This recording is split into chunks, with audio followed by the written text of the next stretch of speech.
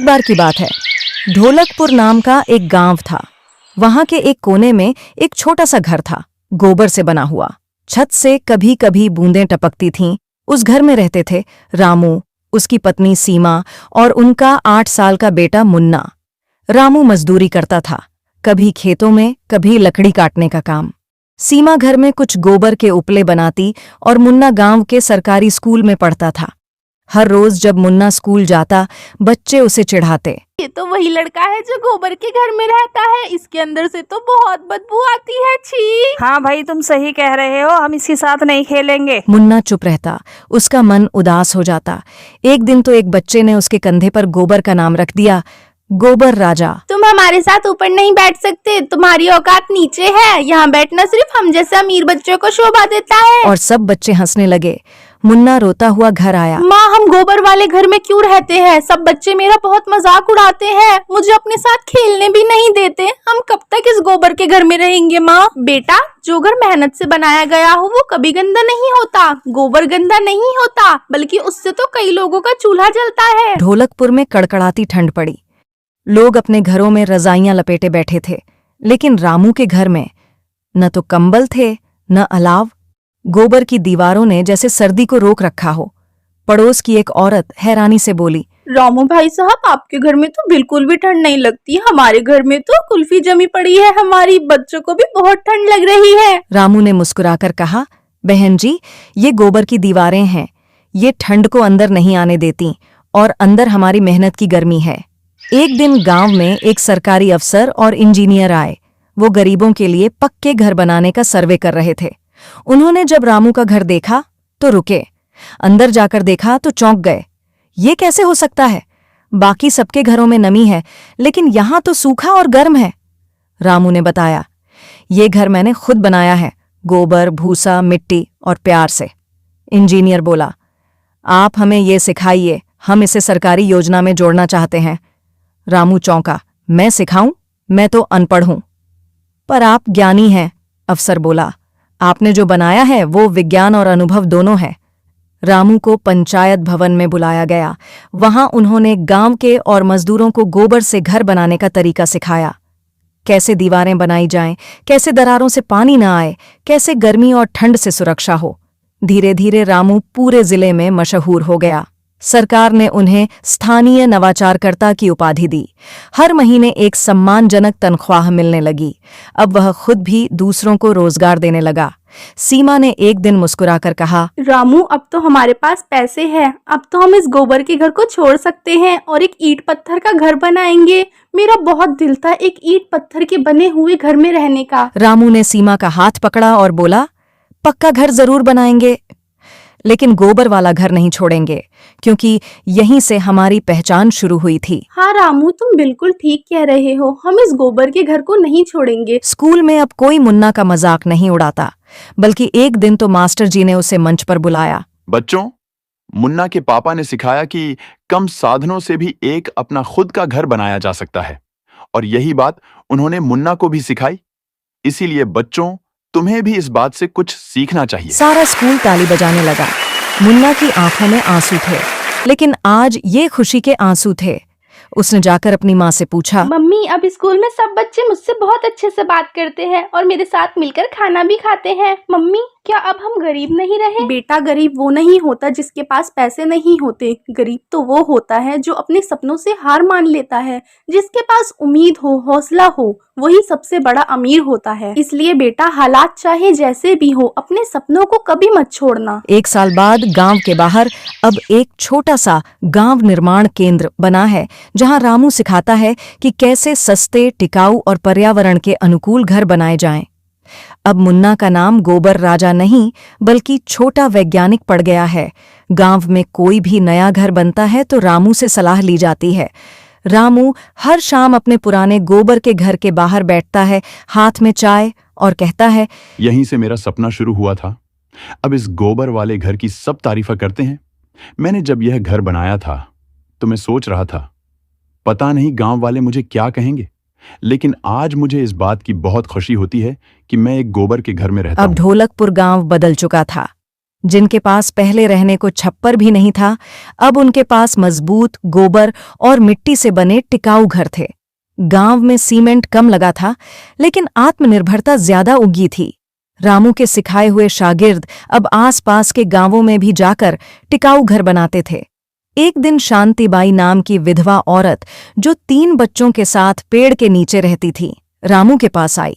उसकी आंखों में आंसू थे। भैया, मैं विधवा हूँ। गांव में मुझसे कोई बात नहीं करता। सब लोग मुझे बहुत बुरी नजर से देखते हैं और मेरे बच्चों को भी दूर भगा देते हैं। क्या विधवा होना कोई बहुत बड़ी गलती है? क्या यही मेरी सजा है? लोगों ने तो मेरा घर भी पत्थरों से मार मार कर तोड़ दिया। बहन, समाज की तंग सोच ने तुझे तकलीफ दी है, लेकिन तेरा दिल, तेरी ममता, ये सब तेरी असली पहचान है। जिस घर को उन्होंने पत्थरों से तोड़ा, अब मैं उसे प्यार और मेहनत से फिर से बनाऊंगा। गांव के लोग जुटे। सिर्फ 1 हफ्ते में शांतिबाई का घर खड़ा हो गया। वो दिन जब घर का दरवाजा पहली बार खुला, शांतिबाई के बच्चों की आंखों में चमक थी, मानो उन्हें कोई महल मिल गया हो। अब मुन्ना बड़ा हो गया था, 9 साल का, पर सोच से बहुत बड़ा। उसने स्कूल में बाल निर्माण मंडल नाम से एक समूह बनाया।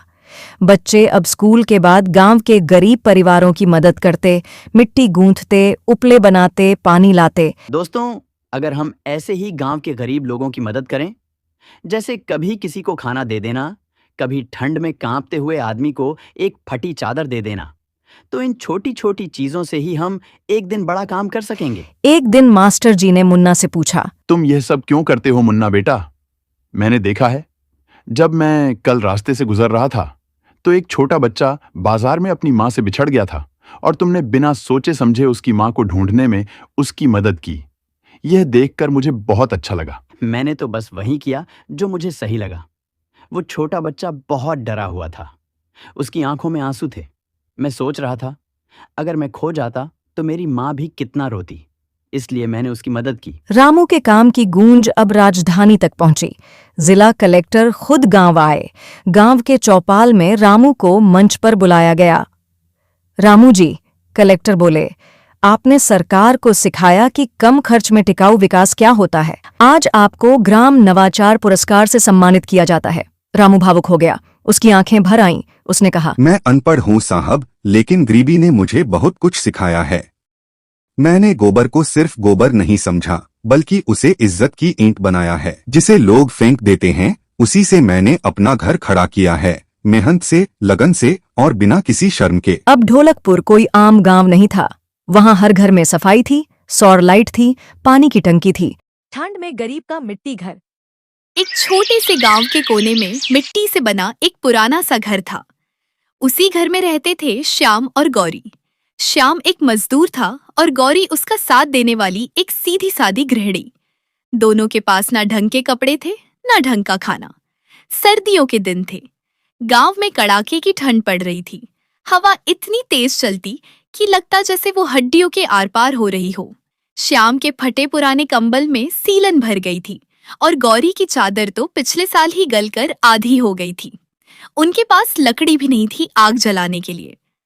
उस रात की बात है जब ठंड ने अपनी सारी हदें पार कर दी थी। मिट्टी का घर तो था ही टूटा फूटा, उसमें दरारों से हवा सीधे भीतर घुसती थी। छत से पानी टपकता और जमीन कीचड़ बन चुकी थी। घर में खाना नहीं था। दोपहर से ही श्याम और गौरी ने कुछ नहीं खाया था। बर्तन खाली पड़े थे और चूल्हे पर सिर्फ राख बची थी। गौरी ने धीमी आवाज में कहा, श्याम, आज भी खाने को कुछ नहीं है। अगर ऐसा ही चलता रहा तो हम तो भूखे मर जाएंगे। तुम कुछ करते क्यों नहीं हो? गौरी, मेरे पास एक कमाल का आइडिया है, तुम मुझे ही खा लो। वैसे भी मैं बहुत टेस्टी हूँ। तुम्हें बस हर वक्त मजाक सोचता रहता है। जब मैं इस ठंड से मर जाऊंगी ना, तुम्हें तब पता चलेगा। श्याम ने गौरी की तरफ देखा। उसकी नाक लाल हो गई थी, हाथ कांप रहे थे और होंठ सूख चुके थे। वो समझ गया कि अब कुछ करना होगा। तू यहीं रुक, मैं कुछ लकड़ी ढूंढ कर लाता हूँ, श्याम ने कहा और बाहर निकल पड़ा। बाहर और भी ज्यादा ठंड थी। चारों तरफ धुंध छाई थी। पेड़ पौधे बर्फ से ढंके थे। श्याम खेतों की ओर चल पड़ा। उसने एक टूटा पेड़ देखा। उसके नीचे कुछ सूखी टहनियां पड़ी थीं। कांपते हाथों से उसने टहनियों को इकट्ठा किया, अपनी कमीज के अंदर छिपाया और तेजी से घर की ओर लौट पड़ा। गौरी चूल्हे के पास बैठी थी, जैसे किसी चमत्कार की उम्मीद कर रही हो। श्याम ने आते ही चूल्हा जलाया। धुआं भर गया, लेकिन थोड़ी ही देर में आग भड़क उठी। दोनों ने हाथ सेंके। पहली बार उस रात थोड़ी सी गर्मी महसूस हुई। भूख अब भी थी, मगर अब सुकून था। श्याम ने धीरे से कहा, गौरी, कल मैं गांव के मंदिर के पास जाऊंगा। सुना है वहां भूखों को खाना मिलता है। गौरी की आंखें भर आईं, लेकिन वह मुस्कुराई और बोली, हमारे पास सब कुछ नहीं है, लेकिन हम एक दूसरे के साथ हैं। यही सबसे बड़ी दौलत है। उस रात श्याम और गौरी ने सिर्फ आग की गर्मी नहीं, एक दूसरे के प्यार की गर्मी भी महसूस की। अगली सुबह सूरज की हल्की किरणें छत की दरार से भीतर आईं। गौरी ने देखा कि बाहर धूप खिली है। वो जल्दी से मिट्टी के बर्तन लेकर पास की नदी की ओर पानी भरने चली गई। श्याम मंदिर की ओर निकल पड़ा। मंदिर के बाहर कई भूखे लोग बैठे थे। पंडित जी ने सबको भोजन परोसा। गर्मा गर्म खिचड़ी, थोड़ी सी गुड़ और 2 रोटियां।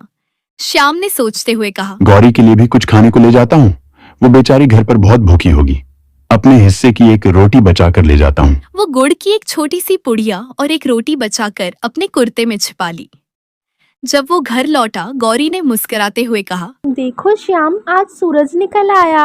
अब लग रहा है जैसे अब ठंड कम हो जाएगी। अब जाकर सुकून की सांस मिली है मुझे। श्याम ने वो रोटी और गुड़ निकालकर गौरी को दिया। गौरी की आंखों में आंसू आ गए। श्याम, तुमने मेरे लिए रोटी बचा कर रखी, तुम्हें वहाँ पर भी मेरा ख्याल था। श्याम बोला, हम साथ हैं ना गौरी, यही सबसे बड़ा भोजन है। गौरी ने थोड़ा सा गुड़ श्याम को खिलाया। अब ये मीठा कल भी रहेगा और परसों भी। अगली सुबह श्याम पास के गांव में मजदूरी की तलाश में गया। कई जगहों से निराशा मिली, लेकिन आखिरी में एक बूढ़े किसान ने उसे अपने खेत पर काम पर रख लिया। बेटा, तुम मुझे बहुत भले आदमी लगते हो। मैं तुम्हें अपने खेत में काम करने का मौका देता हूँ। बदले में तुम्हें 50 रुपए और 2 वक्त का खाना मिलेगा। शुक्रिया दादाजी। मैं वादा करता हूँ कि काम पूरी ईमानदारी और लगन से करूंगा और आपको शिकायत का जरा सा भी मौका नहीं दूंगा। श्याम की आंखों में चमक आ गई। वो दौड़ता हुआ गौरी के पास गया। गौरी, अब हर दिन हमारे चूल्हे में आग जलेगी। गौरी, मुझे नौकरी मिल गई। दिन भर खेतों में थोड़ा सा काम करना होगा। इसके बदले 50 रुपए और 2 वक्त का खाना मिलेगा। श्याम, अगर कभी काम ना मिले तो घबराना नहीं, हम फिर भी साथ खाएंगे। आधी रोटी सही, मगर साथ में। उस दिन के बाद श्याम हर सुबह खेतों में काम करने लगा और शाम को थका हारा लौटता, मगर मुस्कुराता हुआ। गौरी ने मिट्टी की दीवारों पर गोबर से चित्र बनाना शुरू कर दिया। घर चाहे टूटा हो, मगर अब वो सुंदर लगने लगा था। एक नया सपना। एक दिन गौरी ने कहा, श्याम, सोच रही हूँ घर के बाहर पकौड़े बेचना शुरू करूं। जो गुड़ बचा है उससे मीठी चाय भी बना लूंगी। मजदूरों को सर्दी में पसंद आएगा। श्याम को ये बात पहले थोड़ी अजीब लगी। हमारे जैसे गरीब कौन आएगा हमारे यहाँ खाने? गौरी मुस्कुराई।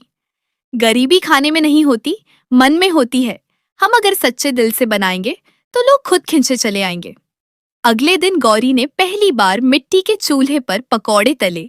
बेसन भी उधार में लिया था और तेल सिर्फ 1 कटोरी था। चाय में गुड़ डाला और कुछ इलायची। गांव के कुछ मजदूर उधर से गुजरे। ठंड थी, भूख थी और महक ऐसी थी कि वो बिना पूछे ही रुक गए। बहन जी, ये स्वादिष्ट पकौड़े कितने के हैं? खुशबू तो लाजवाब आ रही है और चाय भी एकदम कड़क लग रही है। भाई साहब, 1 पकोड़ा 2 रुपए का है। आप बताइए आपको कितने चाहिए? ठीक है, मुझे 5 रुपए के पकौड़े दे दो और उसके साथ एक गर्मा गर्म चाय का कप भी। ठीक है भाई साहब, मैं अभी आपके लिए 5 रुपए के पकोड़े लगाती हूँ, वो भी एकदम गर्मा गर्म। पकौड़े बिक गए और उस दिन 5 रुपये की कमाई हुई।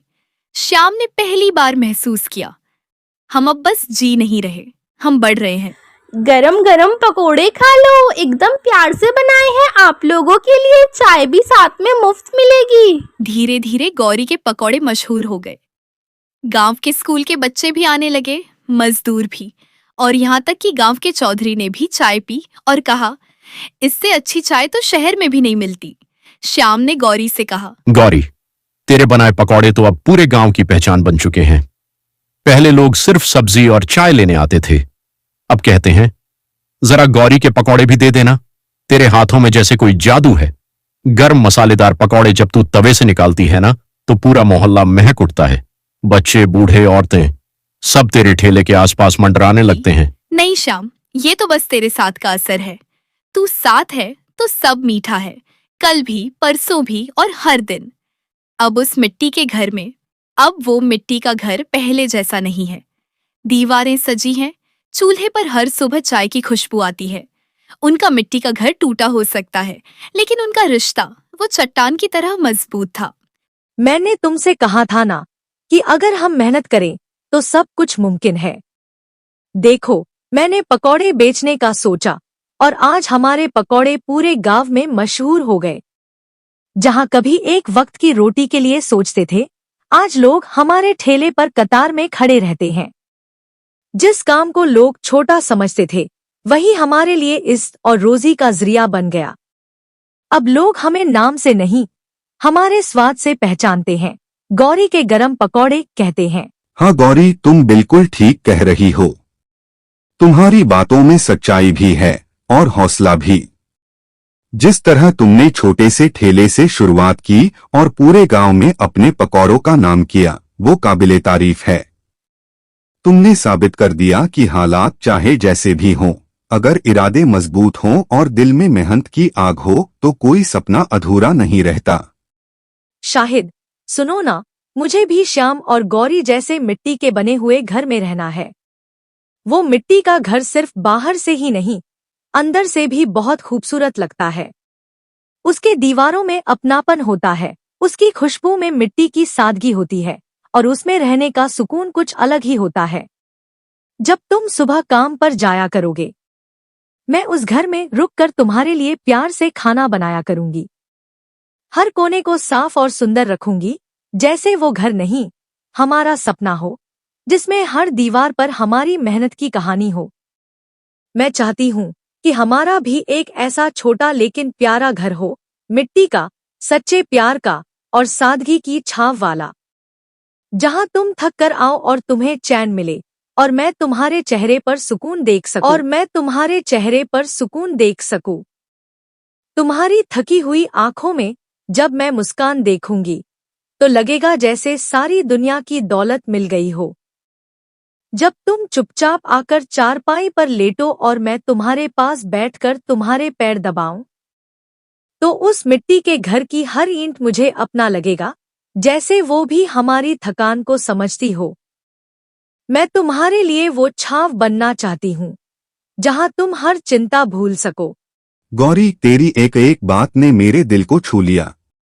तू जिस मिट्टी के घर की बात कर रही है, वो मेरे लिए किसी महल से कम नहीं है।